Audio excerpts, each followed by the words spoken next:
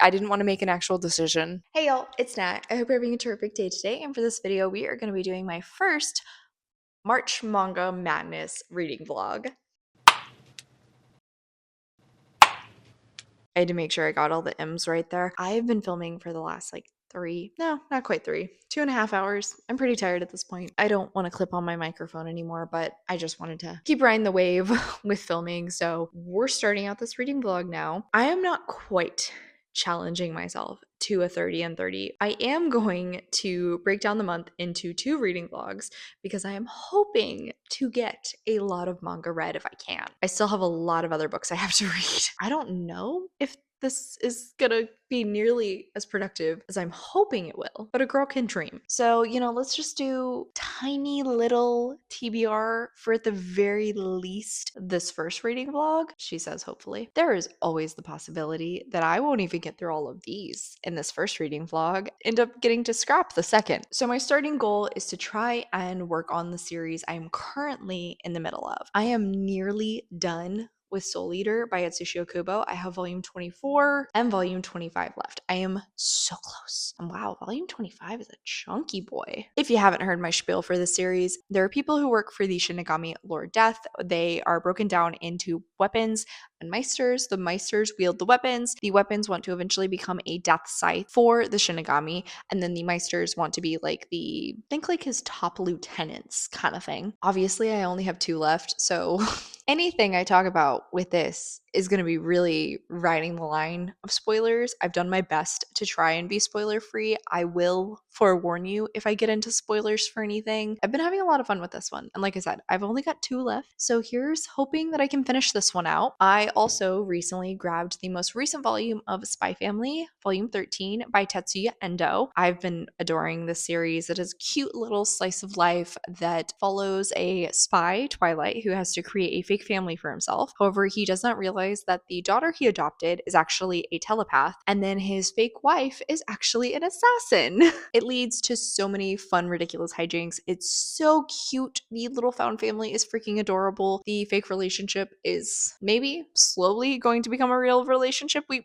barely have scratched the surface of that, which I think is a travesty. We're finally starting to get some real development around that plot too, so I'm very excited to continue on with this one. Then I just recently started into mieruko-chan by Tomoki Uzumi. Is that right? Yeah. So Josh owns the next 2 volumes of this series. This is another slice of life series, but it's also horrific because the main character can see ghosts, and she does everything in her power to not let the ghosts know that she can see them, but it leads to some really uncomfortable and entertaining scenes. At the end of the first volume, we're just starting to scratch the surface into a bigger plot that moves past this kind of little gimmick that's initially the focus for the first part of it. And so Mariko is finally starting to kind of, not going to say experiment with the spirit world because she's still absolutely terrified of it, but she does start to very lightly scratch the surface of what might be going on. So that's 5 volumes right there that would finish out one series and then catch me up with the second series. Very least make progress in a third. The final other one that I'm hopeful to try and get read in this first vlog is Shiver by Junji Ito. Josh bought this one forever ago, and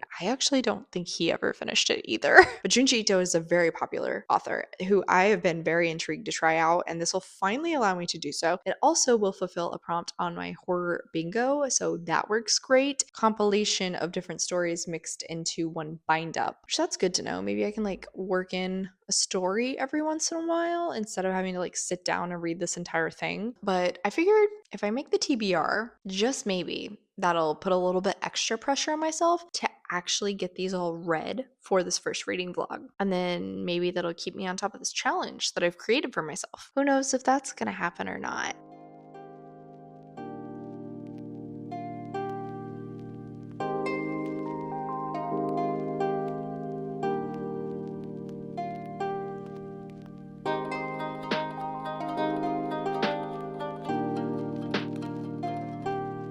This might be this kind of vlog. I don't know. We'll see. I finished my first volume. So we got Soul Eater volume 24 down, and I did really like this. I also realized there was something I forgot to mention in some of the prior volumes that I wasn't loving, which is this inclusion of a villain character from the prior arc, which was a good arc, and I think he worked as a villain character there, but inserting him into this final battle with 𝗖cie feels so weird. He doesn't even seem like the same character at all, so like I don't get what the point of having him in the climax was. Totally unnecessary. Then I did notice in the last, there's like a short story that's an excerpt from 𝗖cie_𝗰𝘁, which is like the companion series. I think it's like maybe 10 volumes in all. And there's a character which we see in this climax is introduced in a way where it feels like we're supposed to know who she is. And then there's like a really dramatic scene where you think something terrible has happened with this character. And it just did not have the emotional impact because I didn't know who she was. Even though she was talked about in a way where it felt like I should. Well, she is in that little short story for 𝗖cie_𝗰𝘁. So maybe I was supposed to know who she was if I'd been reading those at the same time as 𝗖cie_𝗰𝘁 official, but haven't been doing that. I do plan to eventually read 𝗖cie_𝗰𝘁, but I just haven't gotten around to it yet. But all in all, this was a really good volume. I very much enjoyed it. I liked how it truly has been like a war for the last like 5, not 10, but like the last 5 to 7 volumes. And now we like truly are in the final battle. And it's so good. It is so good. There's been so many good fight scenes. The way certain characters have been used in this final battle has been so good. So this one, 5 stars. I only have 1 volume left and then I'm done, which is very bittersweet.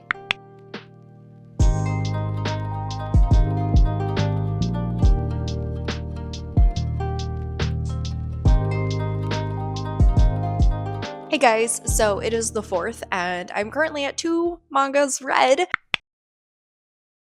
So I continued on with 𝗖iko-chan by Tomoki Izumi with volume 2. Yes, I realize it's a little silly that I didn't just go ahead and finish out Soul Eater, but I was able to get a copy of this on ebook from my library. So I read like 1 or 2 issues in the morning when I was first waking up, but I didn't really have a ton of time to continue reading whenever I went to bed. So rather than start Soul Eater physically, I figured I'll just finish out 𝗖iko-chan volume 2. So at the very least, like I'll get another one in. Loved it, had a really fun time. In this one, we are kind of starting to get into the actual plot where we get to meet another character who also can see ghosts, but not quite to the extent that Miko can. And the relationship that starts developing between these two, it's so much fun. But we also maybe start to see some supernatural elements that aren't quite as terrible, are more intriguing, and maybe they're on Miko's side.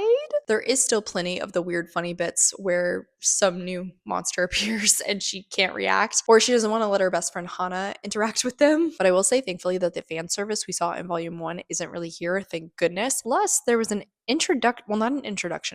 reemergence of a character from volume 1 that I didn't think we would ever see again. And I am really curious what's going to go on there. What's going to happen with this dude? Plus, the final little stories at the end. One is super cute and sad. The other is funny and adorable. So yeah, really glad I got to continue on with this one. We'll read volume 3 at some point.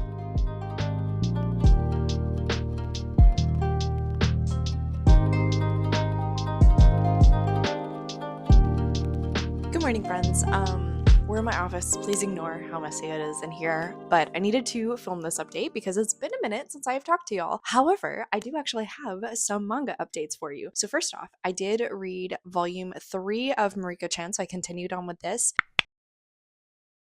And initially, I was thinking that like volume 1 really covered a majority of what was showcased in the anime. I was so wrong because now I finished volume 3, and as I was reading this, I'm sitting there thinking like a lot of this is very familiar. So no, I'm pretty sure now we have finished out what was available in the anime. Even still, I'm continuing to really enjoy the series. Actually, at this point, I'm liking it even more because we're kind of diving into some actual plot going on. We're revisiting some characters. There were some twists around a few characters we've met. There's also little bits here and there that are being like nodded to when it comes to Miko's ability and like what this actually means, as well as like what the ghosts themselves mean. Like when she sees a ghost that is tied to a person, what what does that actually showcase? Is it always a nefarious thing or not? It's really good. I'm really liking it so far. Definitely planning to continue on with this series. This one, I think I would probably put a 4.5 overall because there's some really good scenes. Thankfully, there's not really any fan service in this one. I love the friendship element that's becoming more prominent with the three girls. And like I said, there was also some really good twists, as well as a continuation with the ongoing gag of Miko being able to see these monsters but not being able to react to them. Then, y'all, I officially finished out Soul Eater Volume 25 last night. If I'm being honest, I don't love how this rounded out. There were some moments that were really good, a particularly hard hitting moment. However, I feel like Okubo wasted the opportunity with that moment. Like, he absolutely could have really amped up the emotion there, and instead it gets undercut by like multiple jokes. Felt like wasted opportunity. There was one character that like I really didn't know if they were going to make it to the end, and like part of me actually wishes they hadn't. I think it would have been so much more impactful and would have fit perfectly for the character, and I think it actually would have like showcased this character in a really positive light and like how much they've grown throughout the series. Also, didn't do that. I do like that we finally get a little bit of acknowledgement around some of the romances that have been going on in the series. Like, there's one that it is very insinuated between two of the teachers, but you really don't see much of it on page at all. And like that finally gets acknowledged. Love that. There's one between some of the students that I have been rooting for the entire time. And it's like the tiniest little bit of something, but it's enough for me. I will take it because obviously like the focus of the story is not on the romance, it is on the action, the adventure. But like the final ending of this also is kind of, it's not really an open ending necessarily. Like, we do what we need to do, but like it's one of those where it's a the end ... question mark sort of situation. And I almost wonder if Okubo was expecting the ability to continue writing in this world, and if maybe like the publisher cut him off or something like that. I did really enjoy the art in this one though. I will say once again, I think Okubo does a phenomenal job of utilizing like black pages, and those were also used for a very emotional moment, and that one was not undercut at any point, thankfully. It was actually really great and I loved it, but it was another one where it ends on such a question mark. Overall, I love the series. I do. I think it's just because I love these characters and I do have a bit of a nostalgia tied to them. This was like my first anime I really obsessed over as a teenager. Well, an older teenager, I guess. I think my earlier ones were like I was 12 technically, so not quite a teenager. I still had a lot of fun. I'm glad I finally got around to reading this entire series, but like this final one, if it wasn't the end of the series, I think I would say 3.5, but it's the end of the series, so I think I will say a 4-star.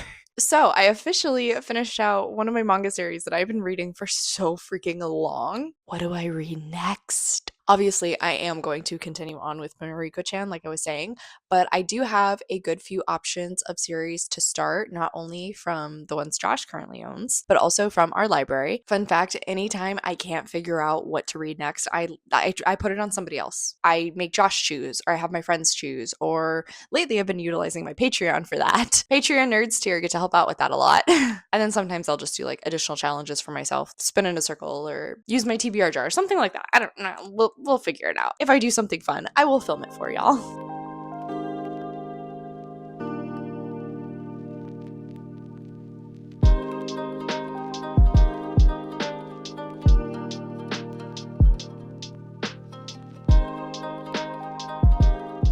Hey y'all, so we are going to be rounding out the end of this first Manga March Madness.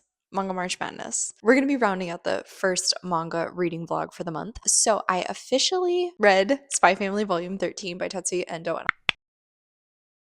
I really liked this one. I'm so glad I got to this as quickly as I did because this was actually a really phenomenal volume in regards to characters. It felt like pretty much every named character had some amount of growth, something they learned, or like some element of their character developed and helped them move forward. I love that. It's very impressive. Even some of the like background characters, like Millie over here, who works with Yor at the city hall, she's really like not that important in the grand scheme of the story, but like we even got a little bit more about her character, and I just feel like Indo's doing a really great job of fleshing out everyone in this cast, by extension, really building out the world he has created here. It's very reminiscent of like Germany post World War II. So I really enjoyed seeing how Indo is kind of laying out the politics of this world and like the war that has been going on, and that they're now like they're not quite past, but it's now more a Cold War sort of thing. But yeah, I really, really liked this one. I'm so glad I caught up with this series. This was definitely a 5-star, and now I want the next one so badly, especially because the final issue ends on a cliffhanger. I want to know what happens next. The series is just so cute and sweet, and I have grown to care about the little family here so much. I love them. I love them dearly. So that's going to be my last one reading for the vlog, but I figured let me go ahead and figure out what will I be reading next. Not only do I have some options from Josh's manga that he owns, but I also picked up a ton from the library. I just grabbed like the first volume and numerous series that are intriguing to me. However, afterwards, I realized I don't really want to start into another series that's like 20 plus volumes, because it took me 2 years to get through Soul Eater. So I'd really prefer it if I could start into a series that's a little bit shorter, that I can work through a little bit faster, or at the very least it is like ongoing and doesn't have a huge amount of volumes already out. So here are our options. And I think what I'm going to do is kind of like a manga equivalent of like a first sentence challenge. I guess I'll do like a combo of the first sentence and also the first panel, and which one intrigues me the most. This just seemed like a little bit of a fun thing to figure out what I'm going to read next, because I didn't want to make an actual decision. I got a little bit of decision paralysis, if I'm being honest. So starting at the top with Sasuke's Story by Mashi Kishimoto, the Uchiha and the Heavenly Stardust, Volume 1. If you know anything about Naruto, this follows Sasuke after he has left the village, I believe. I don't know if he and Sakura are married by this point, or if they're just like working together. And maybe like this is where we get to see some of their relationship improving, because fun fact, I love the idea of Sasuke and Sakura's relationship. However, it is written so poorly, but also, to be fair, every female character in that series is not written particularly well, so it's not really surprising that the romance isn't great either, but also like it's a shonen. You're not there for the romance. For our first panel, we basically have the Hokage heads. And there's not actually a first sentence on that one, but our first official sentence is, I said wait. It's Naruto yelling at Sasuke. It's not like especially intriguing. I mean, like, I guess I'm a little intrigued because, well, why is Naruto yelling? What's going on? What's happening? I guess I do kind of want to know. Next up, we have got Adachi and Shimimura by Moke Yuzuharu and Hitoma Iruma. I believe this is a Yuri slice of life that Josh really enjoyed. So our first panel is just some girls in gym class, and it says, someone once told me I'm a bit like a cat, since I don't open up to people easily and tend to prefer to be on my own. It does read that Josh likes this, seeing as how he has massive black cat energy. That's okay. Like, not super strong start, honestly. So I think Sasuke is gonna be at number 1. Next up is one that I saw at the library and I was intrigued. I've never heard about this before. Library Wars, Volume 1, Love and War, story and art by Kiro Yumi. This technically isn't the first I guess it's kind of the first panel. It's like on the contents page. But so it's like this emblem, and it says, the Library Freedom Act. Libraries have the freedom to acquire their collections. Libraries have the freedom to circulate materials in their collections. Libraries guarantee the privacy of their patrons. Libraries oppose any type of censorship. When libraries are imperiled, librarians will join together to secure their freedom. Okay, that sounds really good. Yeah, that's going to the top of the list, honestly. That's a really, really strong start. And like I said, it's not even really the first panel. It's like kind of the introduction panel, but I'm still here. Next is a romance one that I've actually heard a fair amount of positive things about, and I like the idea of it. It is called A Sign of Affection by Sue Morishita. Ooh, okay. So like, yeah, a colored page. I guess I would technically say this is colored. It's in black and white, but it's digital art. It says, I wonder if you can fall in love as silently as the snow is falling. It's kind of cute, but like honestly not especially strong. Unfortunately, I think that one's actually going to go to the bottom of the list. So Library Wars is still at number 1. Next up is Kaiju number 8, which I heard about from Gemma, and everything she has said about this has made me intrigued. Story and art by Naoya Matsumoto. We also once again have a color page to start things out. So Japan, the land of kaiju, the nation with the highest monster emergence rates in the world. Okay, yeah, I'll admit that's pretty intriguing. Strong foot to start on. I think that might be going at number 2. I'm not gonna lie, Library Wars got me really good. This last one is gonna have to pull something really interesting out to beat Library Wars. And so this last one I've never heard anybody talk about, but the cover was really pretty, and it kind of makes me think of like Vampire Night, which was one of the first manga I've ever read when I was like 12. This one is called Bloody Mary by Ayakaza Samamiya. Apparently somebody at my library thought it was a good idea to do the address stamp on the first page. But it is our vampire character staring out over the city, and he's perched like a little gargoyle. It looks like on a cross. I finally found you, Maria. Yeah, no, Library Wars won me over. So relevant right now, and it's not too long. I think this one's only like 10 or maybe 15 volumes. So if you're intrigued to hear my thoughts on this one, check back in about 2 weeks for my follow-up vlog to officially round out Manga March Madness. All right, so on that note, that's it for today, y'all. Thank you so much for coming to my channel. I really appreciate it. Make sure to hit like and subscribe down below. If you made it all the way to the end of this video, make sure to leave me a book emoji in the comments. I mean, I feel like that's very relevant for Library Wars. I have all my socials as well as a few ways you can support me, including a Patreon linked in my description. I come out with videos on Monday and Friday, but until then, I hope you continue to have a terrific day. Love you. Bye.